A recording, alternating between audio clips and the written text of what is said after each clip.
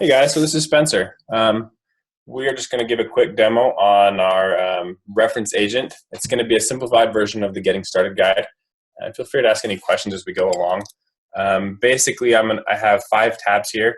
I'm going to ignore the Bob and Thrift for this particular demo, but they're just other agents here. I'm going to log in as Alice. I'm going to log in here as Faber and as Acme. So if you notice, this is not the same server. These are 3 different instances of the agent on 3 different ports, and we're going to make them talk to each other. So first, let's say Alice wants to connect to Faber. So she'll send a new connection request, and she's going to do that using what's called the endpoint DID. So using that endpoint DID, she can send a connection request. It's going to look up Faber's endpoint, send that connection request, and then basically automatically create a connection. And we'll see that. So now you see I have this connection here. I don't know much about it. I have these relationship DIDs here and their endpoint DID. But if you notice, Alice now has a proof request on her name, and so does Faber. Faber now has a new proof request saying, hey, this person wants to know what your name is. If I accept both of those, you'll now see the relationship. It says, oh, this is Faber University. Here's the relationship DIDs, their public DID, and now I have a proof associated with this relationship that identifies it as Faber University. Here on their side, I have the same thing. I know now this is Alice, and now I have a proof to show that. Now what I want to do is Faber's now going to send Alice a transcript.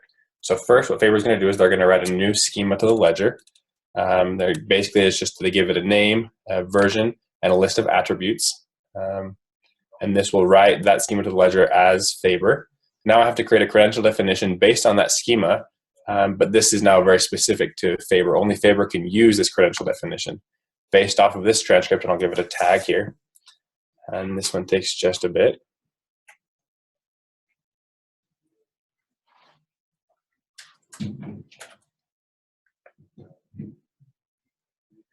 Just to comment, the reason that this takes a while is because it's generating some crypto keys that are it's computationally intensive to generate those keys, I think.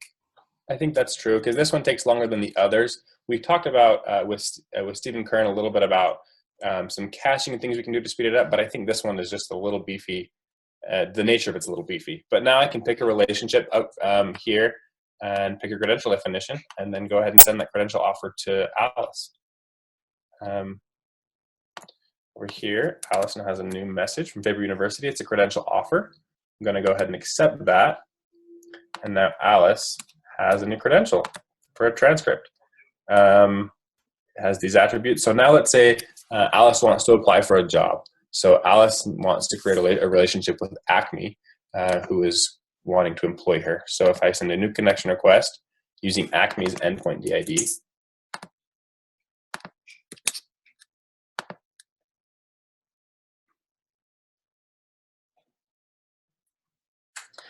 again, I'll accept both of those proof requests. That's just the first, basically, autonomous proof request on identity, so we know who we are, who each other is. Now I have a relationship with Acme. So Acme is now going to send a proof request. In here, we can pick a relationship. We can pick a different proof request. This is the identity proof request. I can send another one if I want to. I can also paste one in. So because Faber created the credential definition, they now, in their proof requests, have access to this transcript data proof request.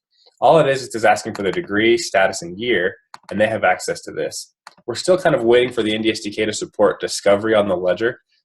For now, we're just going to go ahead and copy and paste this, this proof request into Acme's organization.